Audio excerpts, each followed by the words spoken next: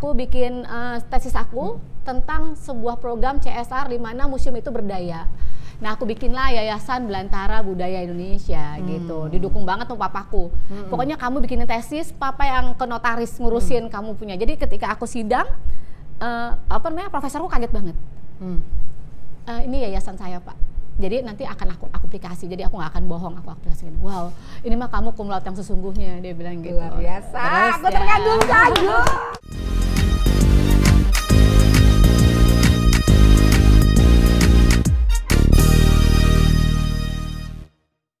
100% no gitu ya, tapi seenggak-enggaknya sudah berjalan aja aku udah senang banget ya. Kalau pasang surut sudah pasti ya, namanya juga sekolah gratis gitu loh. Cuman ada yang baru lagi, ada yang masuk yang baru lagi, ada program yang tadinya cuma nari akhirnya berpindah jadi ada gamelan Jawa, tambahannya sana ada tari gamelan Jawa, sekarang punya difabel, itu kan udah terus ya Mama. Ini kan satu kekayaan gitu loh, kekayaan apa ya aku bilang ya, kekayaan yang aku juga nggak tahu hitungannya seperti apa, tapi pas 3 tahun pertama aku pakai uang aku sendiri, tahun keempatnya mulai orang lihat dari sosial media aku campaign, mulai orang aku ikutan bantu dong gitu. Kalau gitu boleh dong semuanya kita mengajak yang cinta pada budaya dan tradisi Indonesia. Silahkan. Ya kan? Oke. Apa namanya pada saat awal-awalnya ya mendirikan budaya Yayasan Belantara itu.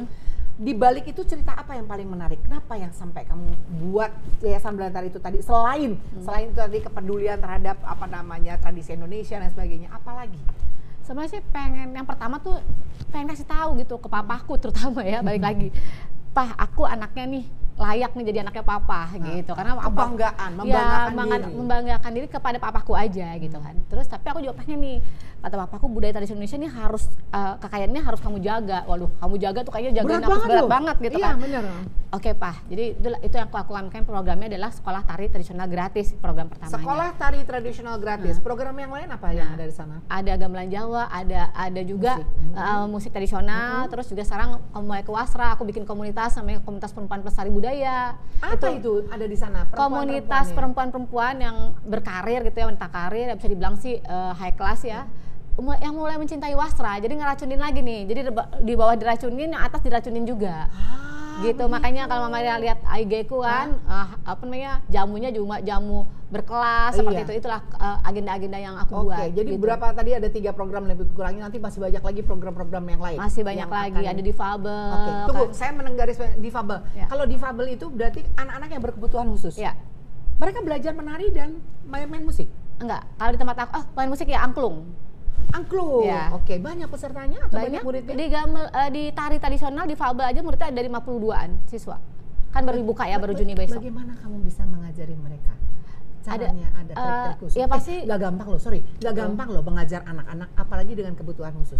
Aku pun masih terus belajar gitu ya, sama gurunya juga, masih ada guru yang kita minta gitu. Yang penting, yang pasti gurunya harus penuh kasih sayang, karena ngajar itu kan penuh kesabaran, berbeda dengan anak-anak yang lain treatmentnya gitu. Tapi sejauh ini udah berjalan, mereka mau nari, mereka berbondong-bondong pede mau pentas gitu loh. Lucunya, kendalanya apa yang paling sering dihadapi? Kendalanya ya, kalau anak difabel ya tiba-tiba bising gitu lah ya, ada ya. Itu menurut aku itu biasa ya, betul. Jadi menurut aku itu biasa sih. Dari gurunya sendiri juga harus lebih ekstra sabar. Ya, ekstra sabar, super sabar gitu. Apa pendekatan secara emosional? Tapi itu akan terbayar ketika mereka pentas gitu, orang tuanya bilang terima kasih Kak Dia, berkat Kak Dia putri saya bisa tampil di atas panggung, tuh kayaknya bahagia banget. Oh, ternyata hidup saya berguna buat orang lain gitu.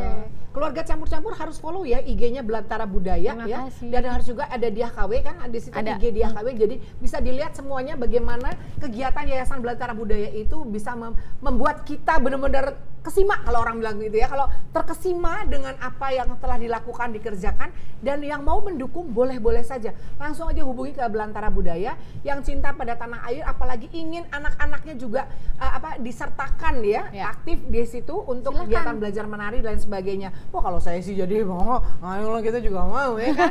Oke, ada nggak yang sudah menjadi penari atau pemain musik tradisional yang sudah profesional? Oh, banyak banget. Yang salah satunya misalnya anak difabel, yang lebih bangga nih Mama Ira, dia bisa ngajarin teman-teman SLB-nya untuk menari. Tunggu, koreo? Iya, jadi dia mengajarkan teman-temannya di SLB. Wah, hebat banget gitu. Namanya siapa? Sebutin namanya? Namanya Ayu. Nah, Ayu inilah sebenarnya yang ngebikin saya bikin sekolah khusus difabel di Bogor. Jadi tadinya saya nggak punya. Iya, jadi tadinya aku nggak punya sekolah khusus difabel, jadi ada salah satu anak difabel yang datang ke Belantara Budaya Indonesia, boleh nggak Kak ikutan? Oh silahkan, tapi kita nggak punya pengajar khusus. Ternyata Ayu dari tadi di belakang, ke tengah, di depan, sampai nggak mau turun dari panggung, pokoknya mau di depan terus. Ternyata dia bisa nari. Yang lebih kerennya lagi, dia hafal dan dia bisa mengajarkan ke teman-temannya. Nah saya lihat kemampuan dia mengajarkan teman-temannya, itulah saya membuat sekolah tarinya di Bogor untuk difabel. Sebenarnya dedicate-nya buat dia. Hanya baru satu sekolah ya di Fabelnya itu di Bogor. Iya, terus karena ada Ayu juga dan teman-temannya banyak, kita jadi membuka yang di tempat umum juga nggak apa-apa buat difabel. Jadi silahkan bergabung anak difabel, nggak kita beda-bedain. Jadi mereka pada senang semua, orang tuanya bilang cuma Mbak Dia nih yang bisa nerima kita, anak-anak kita sama dan nggak ada no bully di sana gitu. Malahan teman-temannya kayak misalnya yang kakinya susah jalan, mereka ikutan membantu. Jadi disitulah sama-sama belajar semuanya. Sekali lagi tolong lihat ke kamera bagaimana caranya untuk mendaftarkan partisipasinya di Yayasan Belantara Budaya. Silahkan aja follow IG-nya Belantara Budaya atau Facebook-nya Yayasan Belantara Budaya Indonesia. Di situ ada bit.ly-nya atau enggak ada adminnya juga, boleh ditanya. Yang pasti gratis, silahkan dilihat, ada di Museum Nasional, Museum Kebangkitan Nasional, di Ayon JGC, Ayon Tanjung Barat, di Cirebon, pokoknya dilihat aja di IG-nya. Silahkan bergabung dan tidak dipungut biaya sesen pun. Luar biasa, tepuk tangan lagi ya. Keren loh, beneran. Terima kasih. Belum hilang tuh rasa kagum saya. Aduh. Karena begini, buat saya perempuan itu adalah sesuatu, boleh kita bilang tonggak sebuah bangsa juga ya. Keutuhan sebuah bangsa juga tidak lepas dari peranan seorang perempuan. Iya kan? Kalau saya bilang wanita, nanti teman saya Sadi Kusoyo ngamuk lagi bilang wanita. Pokoknya perempuan, dia bilang gitu. Perempuan itu harus seperti apa? Saya paling senang ketemu dengan perempuan-perempuan cerdas dan membanggakan, sama seperti saya melihatnya dia seperti apa. Perjalanan masih panjang, ya kan? Nah, sempat ragu nggak waktu awal mulanya? Waktu kamu kan tadi bilang, aduh duitnya terbatas, modal kerja yang kayak gini, tapi tetap menggebu-gebu ingin membahagiakan papa misalnya gitu. Ada keraguan nggak sih? Aduh, kayaknya nggak bisa. Itu gimana nih? Awalnya nggak ragu, pas ngejalaninnya wah susah banget, hampir mau mundur tuh Mama Ira. Terus tiba-tiba suatu hari dia kayak ditampar sama ini loh, dia jangan nyerah gitu ya. Ditampar sama yang memiliki alam semesta gitu, Allah gitu Maha Kuasa. Yang Maha Kuasa. Saya parkir mobil di Museum Kebangkitan Nasional, itu tuh bener-bener ya Mama Ira, itu aku nggak punya duit. Uang tabunganku itu habis semuanya untuk membiayain yayasan aku. Dan dia nggak minta uang sama sekali ke papa, kemana, ke siapa? Nggak berani, ke suami juga nggak berani. Kan nanti giniin, makanya jangan so-soan nanti digituin. Iya benar. Terus takut dicengin gitu ya. Terus sama temen juga apalagi nggak mau cerita kan. Terus dia parkir di ini momen yang aku bikin aku maju. Jadi parkir mobil sana, terus aku masih diem aja kan. Tiba-tiba ada taksi berhenti, anak-anak udah bahagia banget lari ke museum, mau nari. Ada yang pakai kain, ada yang ketawa-ketawa, terus ada yang loper koran, berhenti gitu, anaknya diturunin, terus dia pasti pakai kaos tempelan loper korannya itu jual ngeloper lagi gitu kan. Terus ada Gojek bawa anak-anaknya segala macam.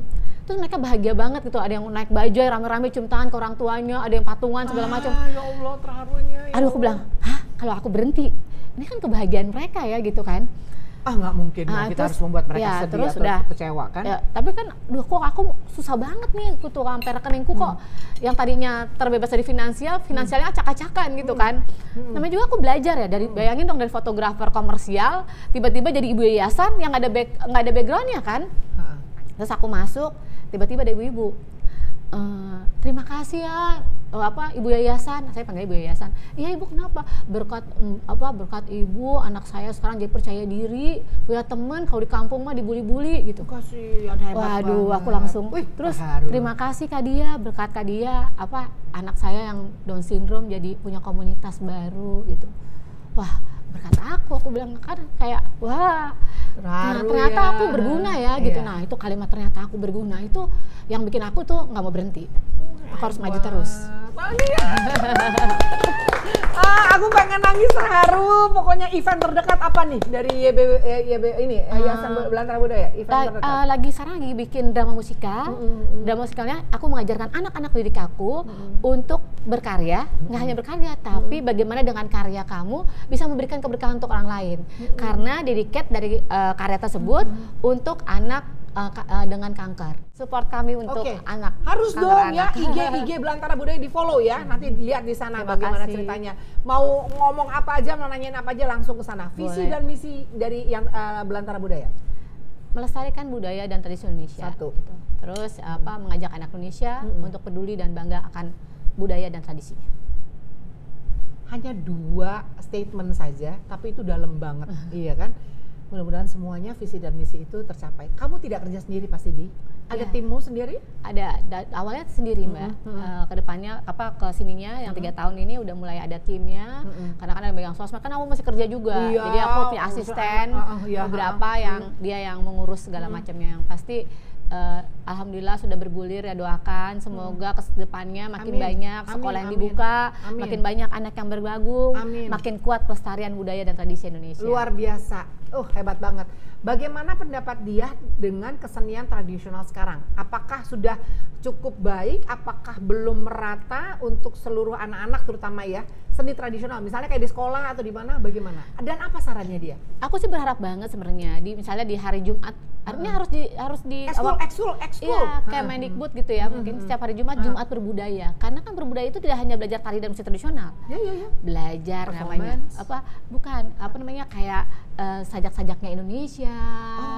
Iya dong. Sajak udah lama lo nggak denger ya sajak ya? Kan, sajak baca puisi. Iya, baca puisinya Indonesia gitu, buku-buku karya-karyanya Indonesia gitu kan. Ini kan penting banget digalakan untuk menumbuhkan kecintaan gitu. Terus harusnya setiap sekolah, setiap daerah sekolah itu membangun kearifan lokalnya. Misalnya kalau Betawi ya belajar tari tradisionalnya, alat musiknya, main lenong segala macam gitu. Pun di Cirebon. Iya, itu diajarkan di sekolah. Farah main tanjidor waktu kemarin 2 hari lalu. Dia mainin totenan gitu tuh ya gitu. Karena kalau hanya dijadiin kayak misalnya cuman sisipan, ini kan nggak bergerak masif. Tapi kalau dipaksa di sekolah tiap hari Jumat, ayo pakai kebaya ke sekolah tiap hari Jumat kan boleh. Kebaya enci misalnya. Bebas dikebayin aja apapun. Ini kan contoh kegiatan pelestarian. Terus bikin termasuk challenge. Para guru dong? Iya, sekolahnya bikin challenge misalnya. Yang misalnya gini, yuk nari 1 menit di Instagram kamu. Kan itu kan, bayangin, ribuan anak Indonesia, jutaan ribu anak Indonesia ngupload tentang prakteknya di sekolah. Masuk media sosial. Jeder, apa nggak kuat, apalagi netizen 62, canggih-canggih netizen 62 gitu loh. Keren. Kalau bicara soal 62 ya, 62 nanti kan meningkat, bisa jadi ke 65, bisa kemana. Tapi semuanya akan bagus-bagus. Artinya akan membawa semua harapan dan cita-citanya dia ya dengan budaya dan tradisi Indonesia ini dibawa sampai namanya harum sampai ke seluruh dunia. Maunya seperti itu. Luar biasa. Ada pertanyaan nih dari netizen. Yuk kita jawab yuk. Oke. Bagaimana perkembangan kebaya goes to UNESCO?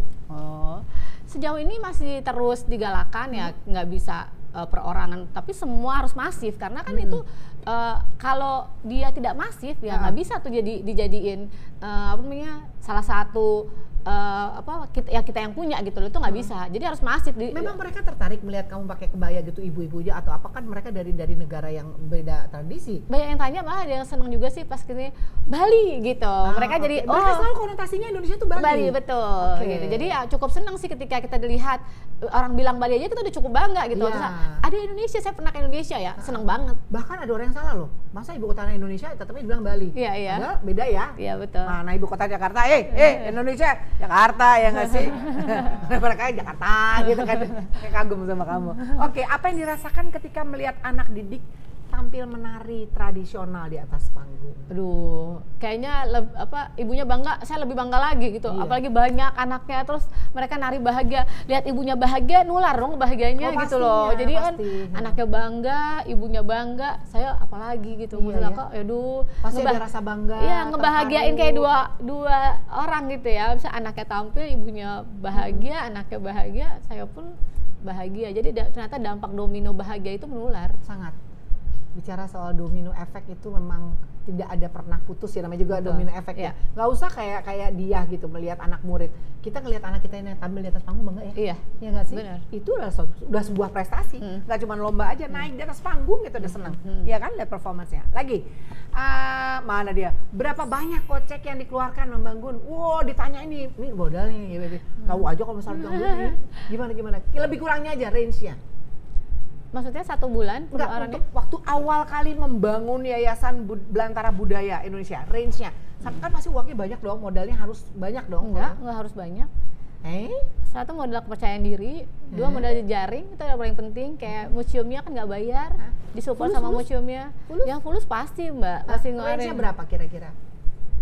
Kemarin itu, berapa puluh juta untuk membangun ini semuanya, kalau boleh di-mention, range-nya aja? Awalnya? Iya. Buat ke notaris segala macam. Kayak gitu-gitu, ditanyain tuh. Buat ke notaris mungkin awal perdananya ya 50 jutaan mah ada. 50 jutaan. Oke, jadi yang menanyakan ini buat netizen yang nanya tentang modal, ditunggu partisipasinya. Iya dong. Kalau nanya mestinya harus mendukung dong. Kan pertama kan satu sekolah aja dulu, baru satu sekolah. Dan makin nanya makin besar pengeluarannya karena kan betul. Gurunya kan dibayar juga nggak, yang bukan volunteer gitu loh.